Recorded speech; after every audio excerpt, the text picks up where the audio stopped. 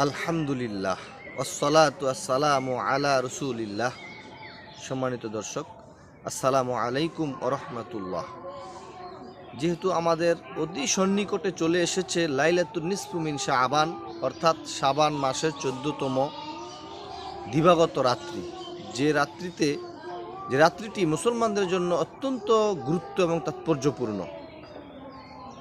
আজ আমরা জানব এই লাইলাতুন নিসফি মিন শাবান তথা লাইলাতুল বরাত, শবে বরাত সম্পর্কে। তো সম্মানিত দিনী ভাই ও বোনেরা, তো শবে বরাত আমরা যে শব্দটি জানি, এই শব্দটি হলো, সব শব্দটি অর্থ হচ্ছে রাত্রি, আর বরাত শব্দের অর্থ হচ্ছে মুক্তি, অর্থাৎ মুক্তির রজনী, মুক্তির রাত। সব শব্দটি ফার্সি শব্দ, আর বারাত শব্দটি আরবি শব্দ। আরবি এবং ফার্সি শব্দের সংমিশ্রণে এটির অর্থ দাঁড়ায় মুক্তির রজনী। অর্থাৎ আল্লাহ রাব্বুল আলামিন এই শবে বরাতের রাত্রে, লাইলাতুন নিসফি মিন শাবানের রাত্রিতে বান্দার সকল গুনাহ মাফ করে দেন, মুক্ত করে দেন। এই জন্য বলা হয়েছে এই রাত্রিটির নাম হলো লাইলাতুল বারাত তথা মুক্তির রজনী, যেটিকে হাদিসে লাইলাতুন নিসফি মিন শাবান হিসেবে উল্লেখ করা হয়েছে।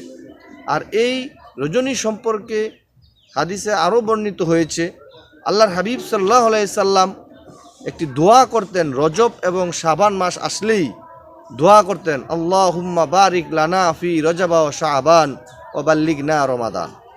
অর্থাৎ, হে আল্লাহ, আপনি আমাকে রজব এবং শাবান মাসের বারাকা দান করুন, আর রমজান মাস পর্যন্ত আমার হায়াতকে দীর্ঘ করে দিন।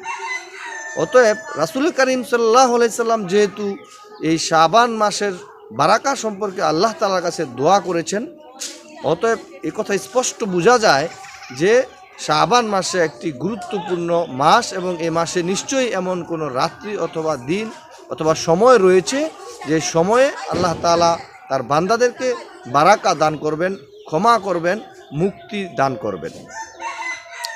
শুধু তাই নয়, এই লাইলাতুন নিসফি মিন শাবান এই রাত্রি সম্পর্কে হযরত মুআজ ইবনে জাবাল রাদিয়াল্লাহু তাআলা আনহু থেকে বর্ণিত হয়েছে।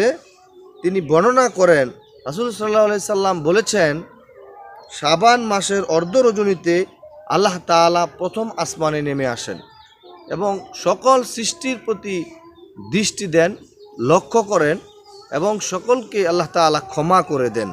তবে ফায়াগফিরু লি জামিইল খলকি ইল্লা লিয়ুশরিকা আও মুশাহিন। আল্লাহ তাআলা এই রাত্রিতে সকলকে ক্ষমা করে দেন।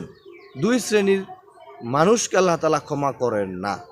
সেই দুই শ্রেণীর মানুষ হচ্ছে, এক নম্বর হচ্ছে মুশরিক, যারা আল্লাহ তাআলার সাথে শরিক করে, আল্লাহ তাআলার সাথে অংশীদার সাব্যস্ত করে, আল্লাহ তাআলার ক্ষমতার সাথে অন্য কারো ক্ষমতাকে মিশ্রিত করে ফেলে।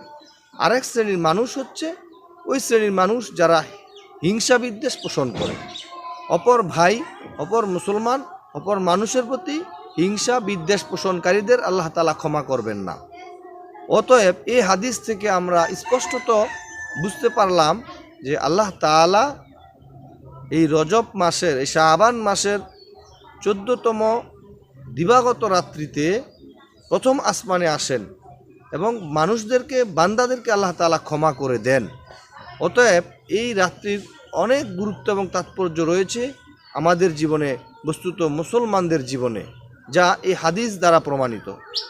শুধু তাই নয়, হযরত আয়েশা রাদিয়াল্লাহু তাআলা আনহু থেকে বর্ণিত হয়েছে, রাসূলুল্লাহ সাল্লাল্লাহু আলাইহি সাল্লাম একদিন এমন বড় সেজদা করলেন, এত দীর্ঘ সেজদা করলেন যে আয়েশা রাদিয়াল্লাহু তাআলা আনহু মনে করেছিলেন রাসূল সাল্লাল্লাহু আলাইহি সাল্লাম হয়তোবা জীবিত নেই, মৃত্যুবরণ করেছেন।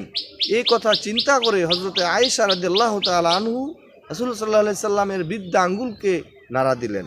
রাসূল সাল্লাল্লাহু আলাইহি সাল্লাম বুঝতেন, আঙ্গুলটি নাড়া দেওয়ার ফলে হযরত আয়েশা বুঝতে পারলেন উনি জীবিত আছেন। রাসূল সাল্লাল্লাহু আলাইহি সাল্লাম নামাজ শেষ করলেন এবং হযরত আয়েশাকে জিজ্ঞাসা করলেন, তোমার কি ধারণা ছিল?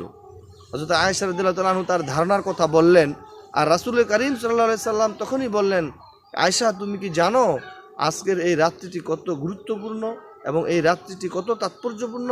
এটি এমন একটি রাত যে রাত্রে আল্লাহ সুবহানাহু ওয়া তাআলা প্রথম আসমানে নেমে আসেন এবং সকল বান্দার প্রতি দৃষ্টি দেন, সকল বান্দার দিকে লক্ষ্য করেন আর সকলকে আল্লাহ তাআলা ক্ষমা করে দেন।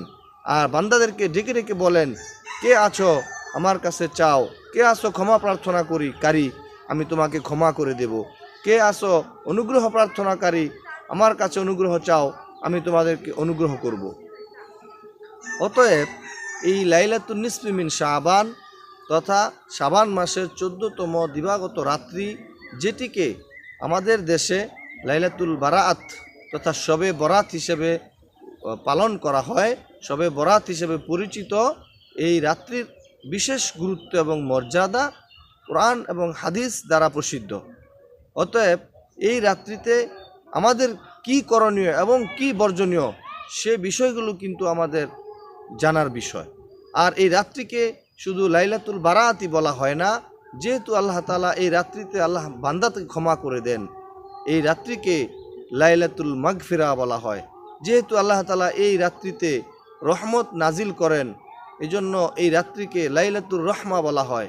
যেহেতু আল্লাহ তাআলা এই রাত্রিতে বারাকা দান করেন, আল্লাহ রাসূল সাল্লাল্লাহু আলাইহি সাল্লাম এই শাবান মাসের বারাকা আল্লাহর কাছে দোয়া করে চেয়েছেন, সেহেতু এই রাত্রিকে লাইলাতুল বারাকা বলা হয়ে থাকে।